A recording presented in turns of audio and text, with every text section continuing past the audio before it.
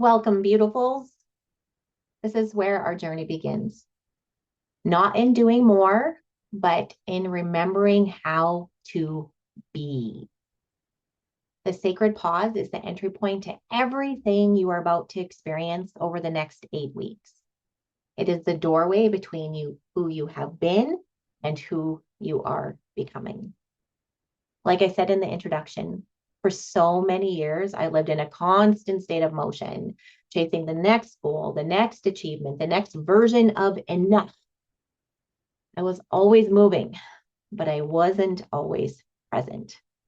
And the truth is, the moment I began to slow down, everything started to change.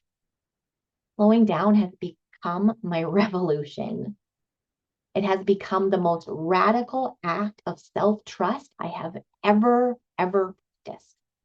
Because when we slow down, we're saying to ourselves, I trust that I no longer need to rush my becoming.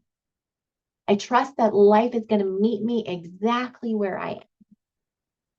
I trust that rest, silence, and stillness are not wasted time. They are sacred time.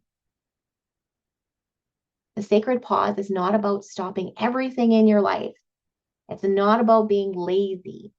It's about reclaiming presence within your life.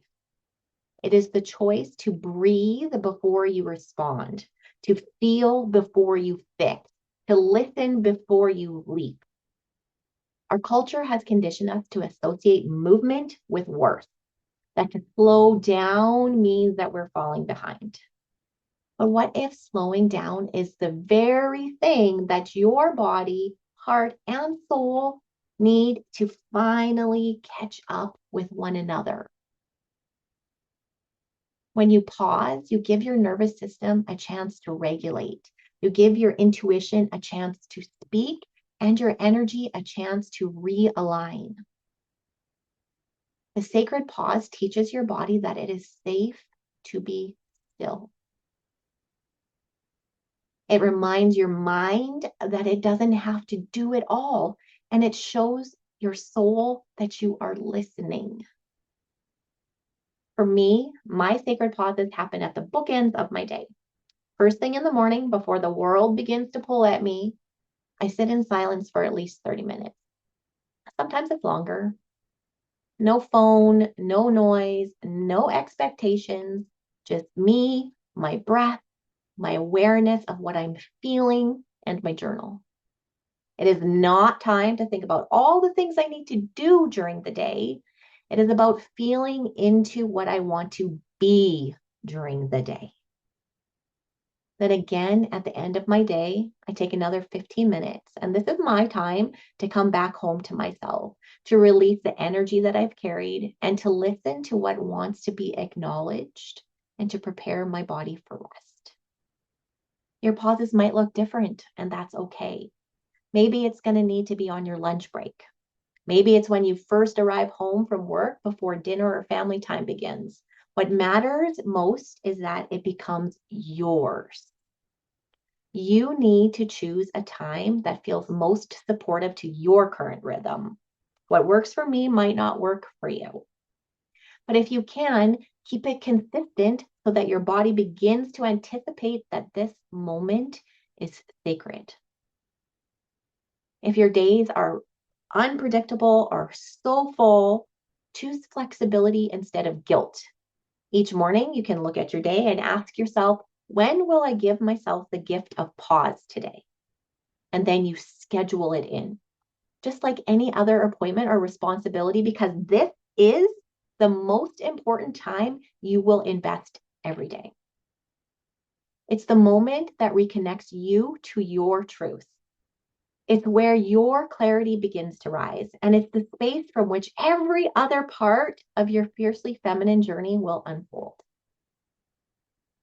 So today, I invite you to begin. Set aside 5 minutes, just 5 minutes, just to sit, to breathe, and to just be. And notice what it feels like when you give yourself permission to stop reaching and start receiving. Because the pause isn't empty. It is full of guidance. It is full of wisdom. It is full of you. It is your opportunity to connect with yourself.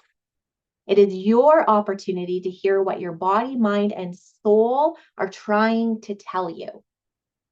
You usually can't hear it because life is far too noisy. You need to take the sacred pause to be able to listen and to tune in. It's the only way you can really reconnect with yourself, with your mind, body, and soul. To pay attention to what those things are asking for or screaming for. So I have a journal prompt for you this week. And that journal prompt is, what part of me resists slowing down, and what might she discover if she did? So again, what part of me resists slowing down, and what might she discover if she did?